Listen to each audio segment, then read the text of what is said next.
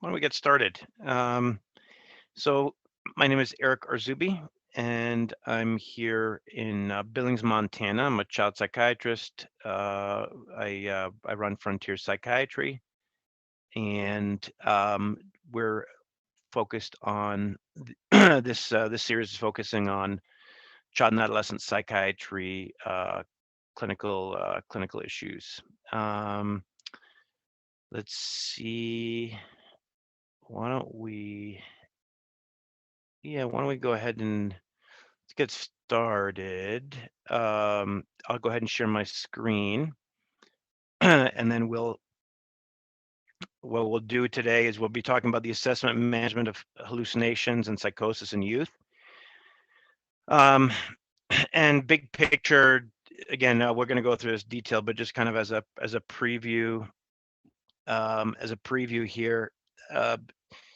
Psychotic disorders are rare in general, and even more rare in kids. Now, the presentation of what can appear to be hallucinations is not uncommon, especially in children, but generally they're, number one, we need to kind of figure out, are they in fact hallucinations? And number two, especially if someone is kind of younger than 15, chances are very, very, very, very high that it's not a psychotic disorder and that something else is driving this. Let me go ahead and share my screen.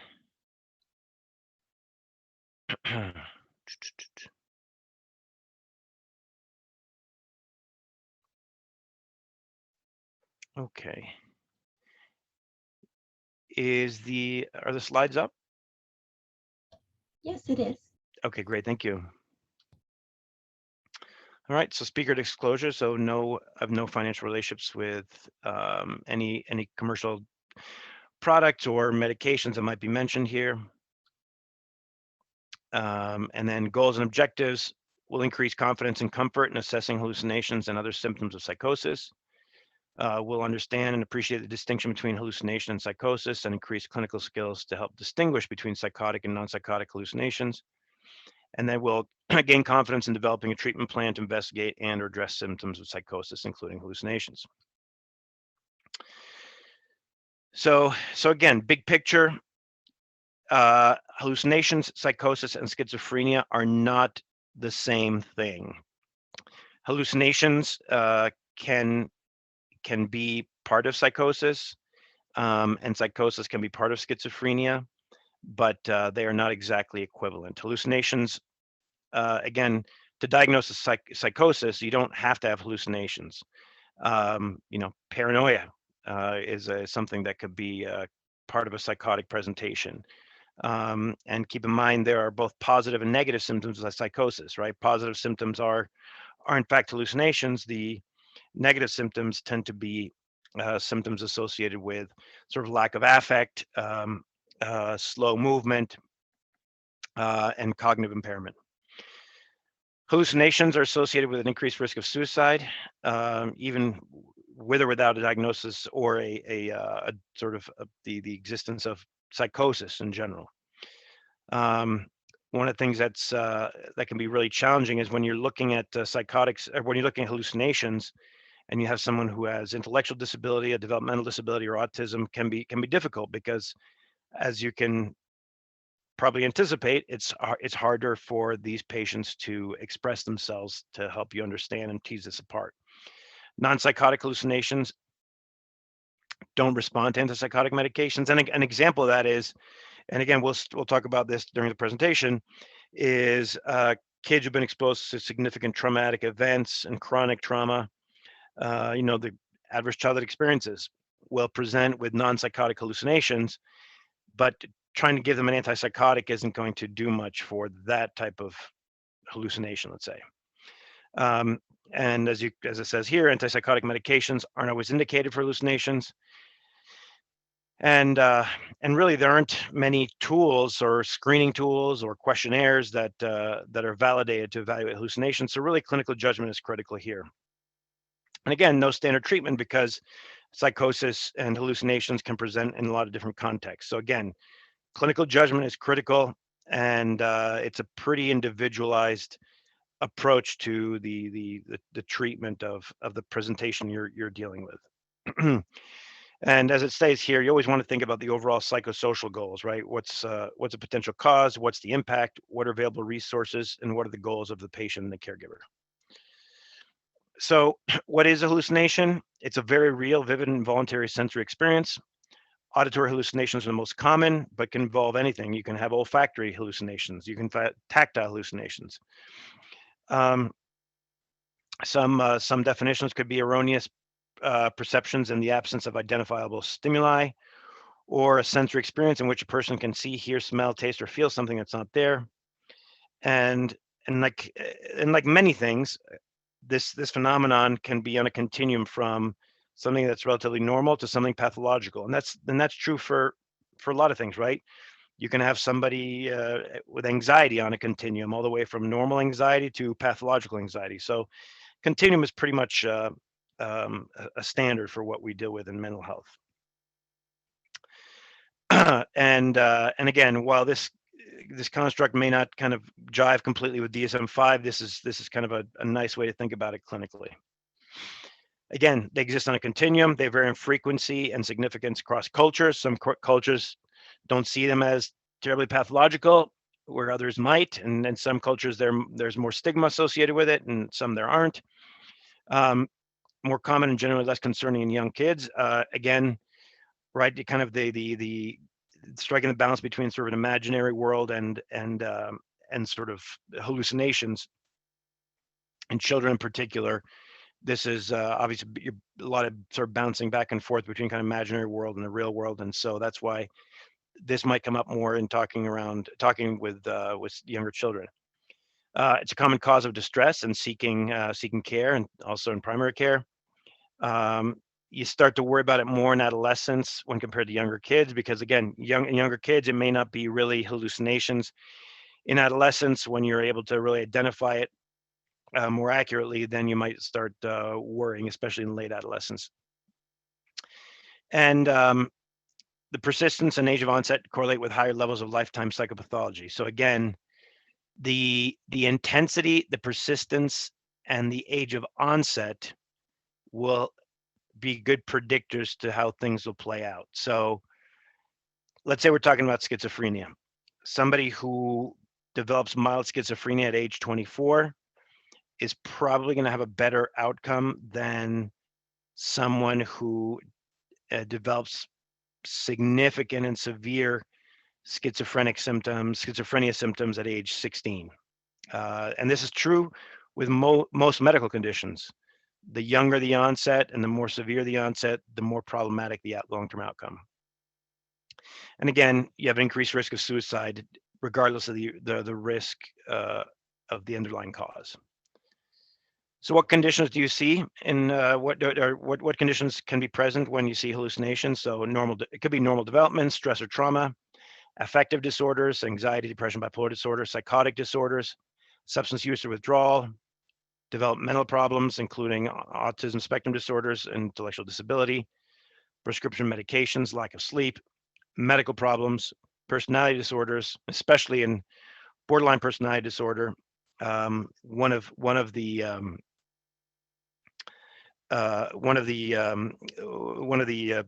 kind of terms that define borderline personality disorder is being on the borderline between a psychotic and a neurotic presentation, and that's why the term borderline came about. So it's very much associated with borderline personality disorder. And then certainly parent-parent and parent-child interaction problems. So pretty chaotic family dynamics will contribute to that. So what are some challenges? Certainly people being comfortable with assessing hallucinations, a lack of disclosure, so the patient or caregiver may not want to talk about it, fear of consequences. So what's going to happen if people think or know that I'm hearing voices, and what does that mean? Lack of tools or instruments that allow us to really screen for this in a consistent way. So that's why again, beefing up kind of clinical skills is critical. Fear of treatment. What's it going to be like to see a shrink, or taking antipsychotic medications? As you can imagine, the term antipsychotic has some stigma. So, for example, when I work with someone who has bipolar disorder needs to be treated for bipolar disorder. Sometimes, one of the first line medications is it will be an antipsychotic medication, but sometimes patients will say, well, I have bipolar disorder, why give me an antipsychotic medication? So again, that the term antipsychotic isn't always greeted warmly, let's say.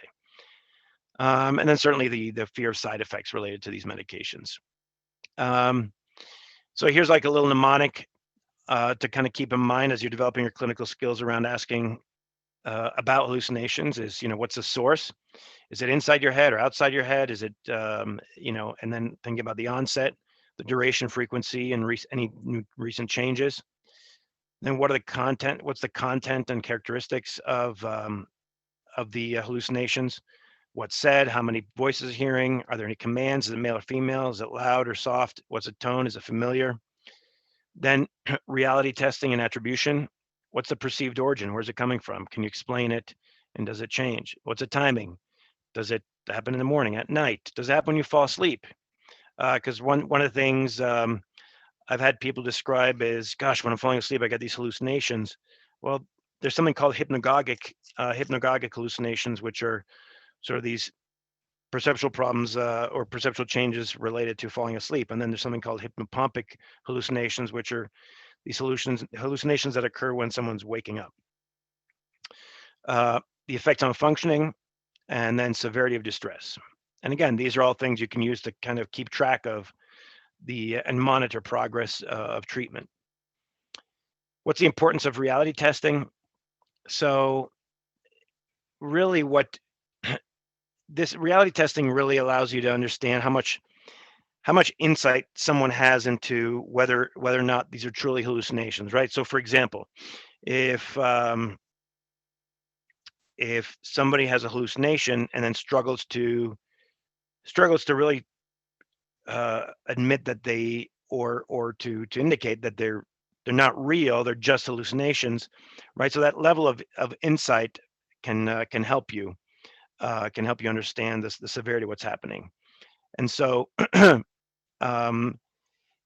again, reality testing indicates how connected someone is to reality and how much insight do they have to the fact that what they're experiencing is not, let's say, experienced by others or cannot be perceived by others. So how worried should I be about the presentation? Kid less than 12, right? So these elements are less concerning.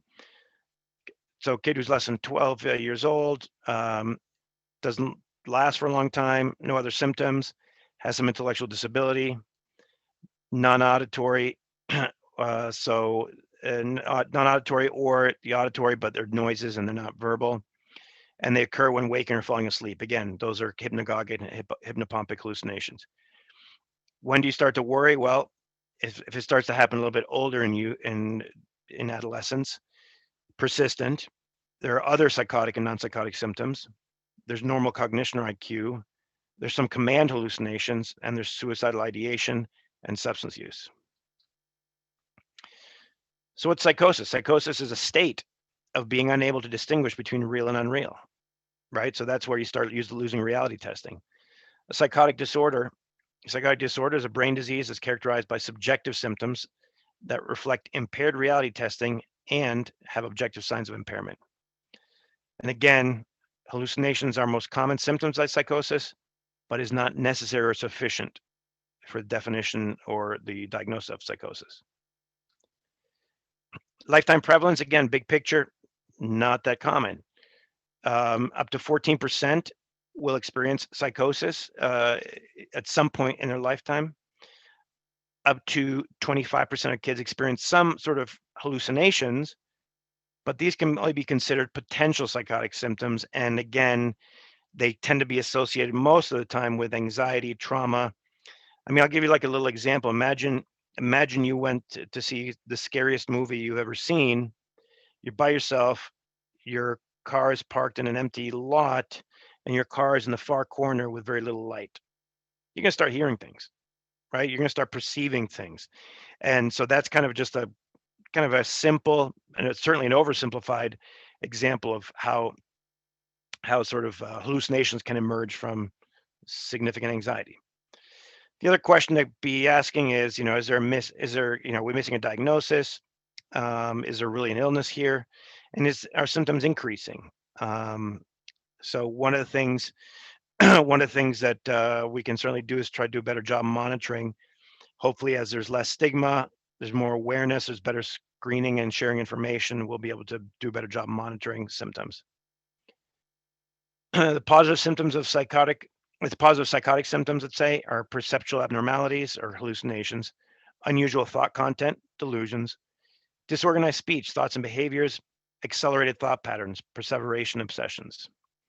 Negative symptoms, again, the other side of the coin, lack of interest or pleasure, also known as anhedonia, low social motivation, affective flattening, meaning few expressions, not showing a lot of emotion, not a lot of gestures, presenting with low energy or apathy, slowed thinking, thought delay or blocking, difficulty generating ideas and responses. Next, slow movement or little interest in initiating tasks, slowed speech, abnormal prosody, so not very fluent, let's say, monotone and brief answers. Not a lot of very little spontaneous speech.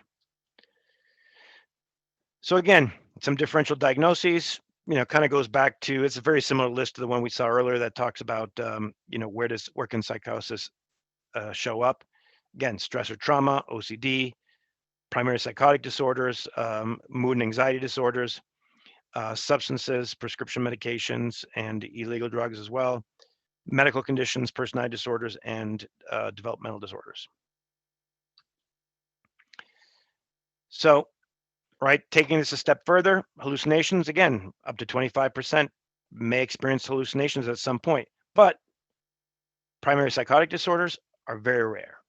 In fact, the prevalence is less than 1%. If you take a look at an entire population, the point prevalence is somewhere around 0.75, like half to 3/4 of a percentage point.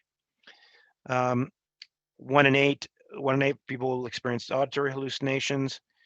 And again, some hallucinations are so prevalent they can be considered part of normal development in very young kids, and they tend to be, temporary and self-limiting. We don't have a ton of information about how to tell harmless hallucinations apart from the precursors to psychiatric conditions. Again, the only thing you can kind of do is continue to monitor, make sure that the hallucinations are time limited, they're not associated with other symptoms, and again, the age of onset is important too. Again, more concerning in adolescents versus kids. And auditory hallucinations in kids does risk the risk of psychopathology later in life. So kids who do have hallucinations are 3 times more likely to have depression and 16 times more likely to have schizophrenia, spectrum disorders. And then about 25% of those may need clinical care at some point. But obviously the question is, how do you pick those 25%? And that's something you have to kind of monitor and see what the impact of those symptoms are. So relationship between trauma and hallucinations and psychotic symptoms. So trauma and early life stressors are associated with hallucinations. Most kids who do experience trauma don't experience hallucinations. So again, it's not that because you have trauma, you'll automatically have hallucinations. And again, the flip side of that is obviously not every kid who has hallucinations has trauma. But if it does exist, if trauma is there and hallucinations are there, trauma is associated with more persistent hallucinations and are triggered often by stress. So a way to kind of approach this might be by decreasing exposure to triggers and improving the management of triggers. In trauma-focused CBT could be one approach. The role for medications, it depends. It depends on what you have, what's the underlying cause, right? If you have severe anxiety that's kind of triggering the hallucinations, you're gonna have to treat the anxiety. Don't go after the hallucinations at that point. And then, then psychosis can sometimes be a psychological defense or response to trauma, especially early in life, and the complex trauma, as you can imagine.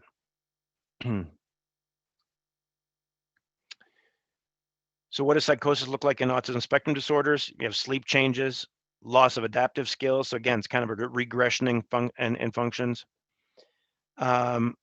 Self-harm, irritability, aggression, low frustration tolerance, further social withdrawal. Again, that could be associated with the negative symptoms of psychosis. There could be again a decline in functioning due to cognitive decline or other markers of functioning. Psychosis and intellectual disabilities. So intellectual disabilities can, if someone with intellectual disability, it has a higher likelihood of developing sort of psychosis, and it can certainly complicate the ability to diagnose. Again, remember any problems with kind of cognitive or verbal skills will make it more difficult to describe what someone is experiencing.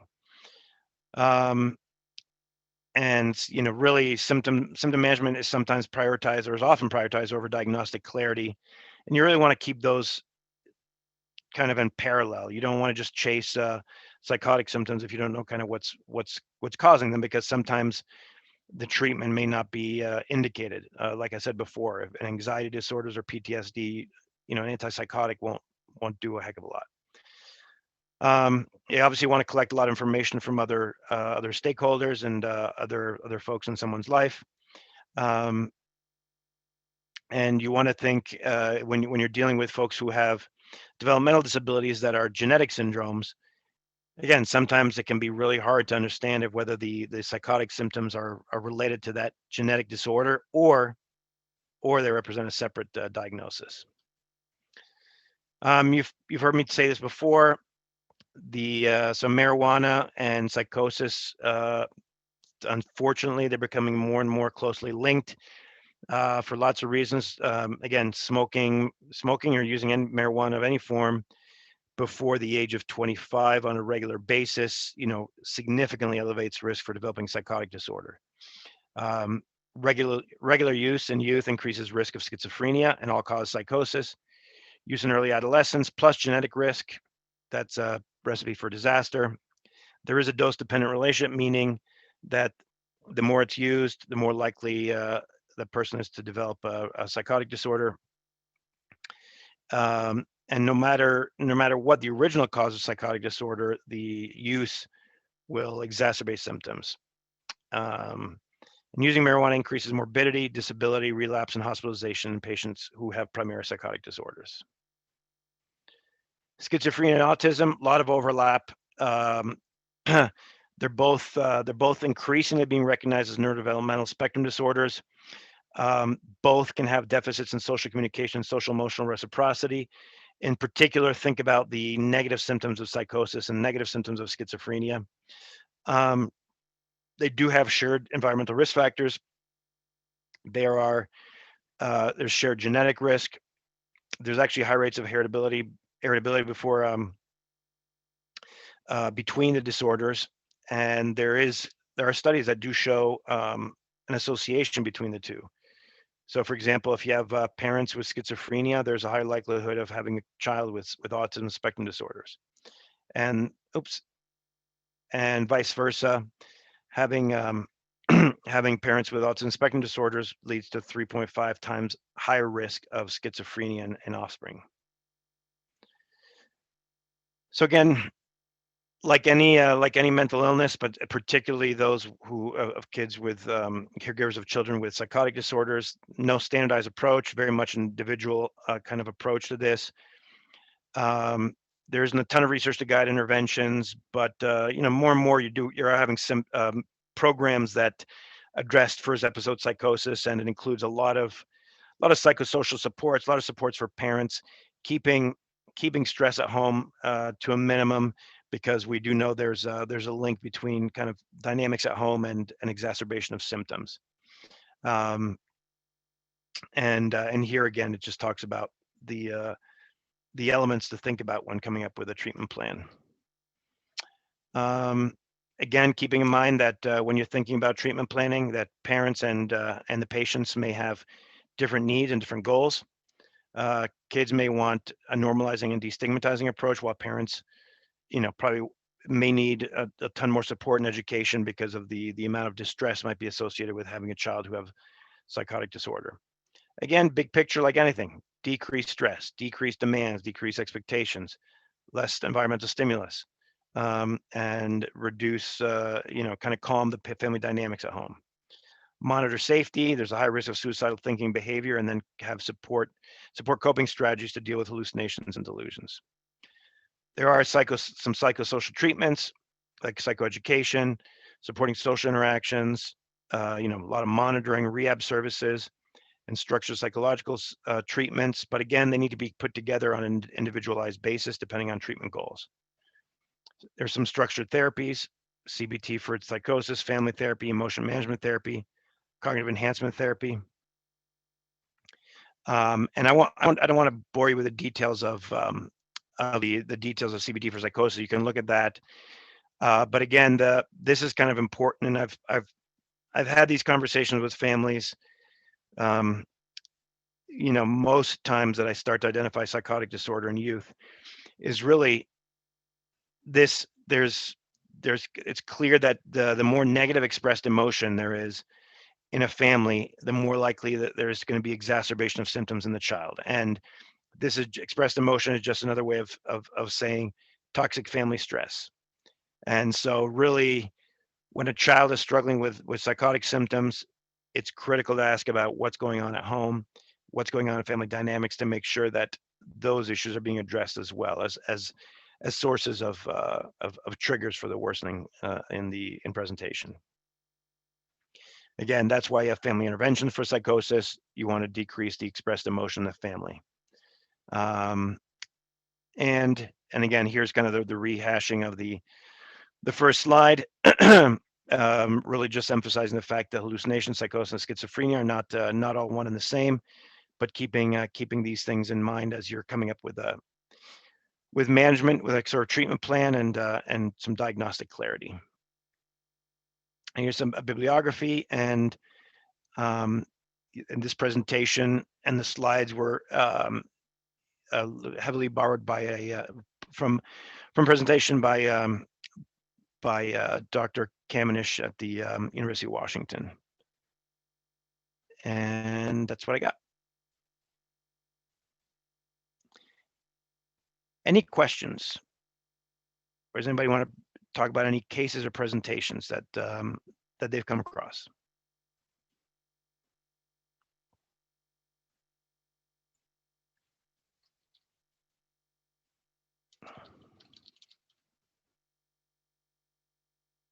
It's a shy group. One of the things I do want to bring up, I don't know how easy it is, and if anybody has any comments, I'd love to hear it, but I don't know how easy it is to access long-acting antipsychotic medications. So the long-acting injections, the ones where, one injection will last for 4 weeks. There's in Montana, we're working with Albertsons pharmacies, Albertsons supermarket, which has the Osco brand of pharmacies. So the company's based out of Idaho, but we're working with them.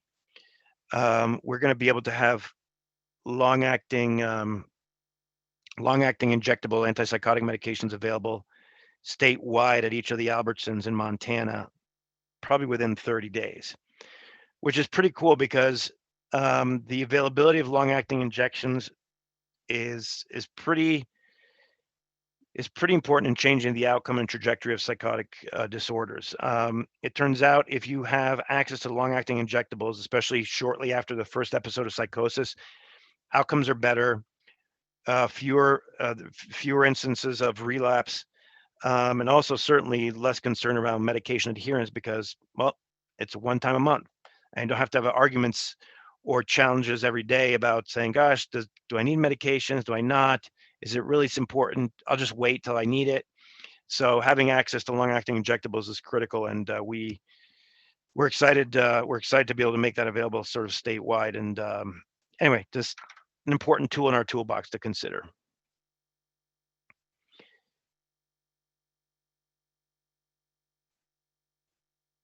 So prevalence of hallucination with ASD. So that's a good question. If I had to guess, it'd probably be somewhere between 1/3 and 1/2. Let me see if I can look it up here real quick.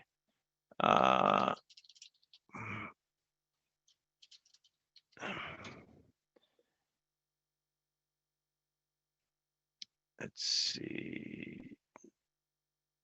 Yep, no, it looks like I was I was down I was a little bit high, so it looks like I just found like one study that shows the prevalence of psychotic experiences can be up to a quarter, so about 25%. So it's probably a little lower than what I guesstimated there. So yeah. So if I think if you kind of are looking at like 10 to 20%, that's not a bad number to kind of think about. And then in terms of what to do, well, what's interesting is keep in mind for autism spectrum disorders, right? The only FDA indicated medication, as we've talked about, are Abilify and risperidone for irritability related to autism. Now, if you have someone who's got comorbid sort of irritability and let's say aggressive symptoms related to autism, you add Abilify risperidone, you're going to kind of be able to kind of capture both sets of symptoms in that treatment. So that's something to consider. And then again, when you're asking about treatment options, I always ask, how much of a problem is it? Right? I mean, because I've also run into some patients who have some psychotic symptoms and are totally fine with it. Right? So I'm not going to. This kind of a patient-centered or family-centered approach where you're like, okay, how much are these symptoms interfering with your functioning? Because again, I want to treat sort of the patient.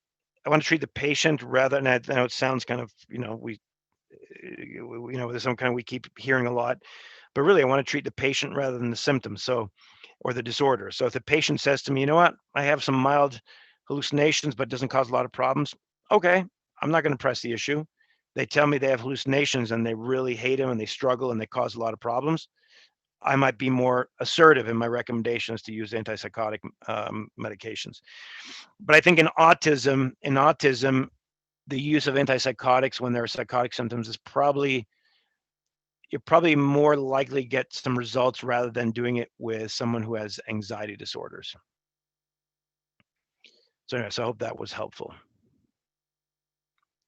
Other questions?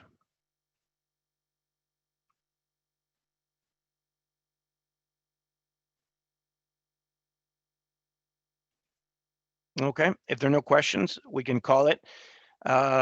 Please complete the evaluation. We sent you a link there to fill that out.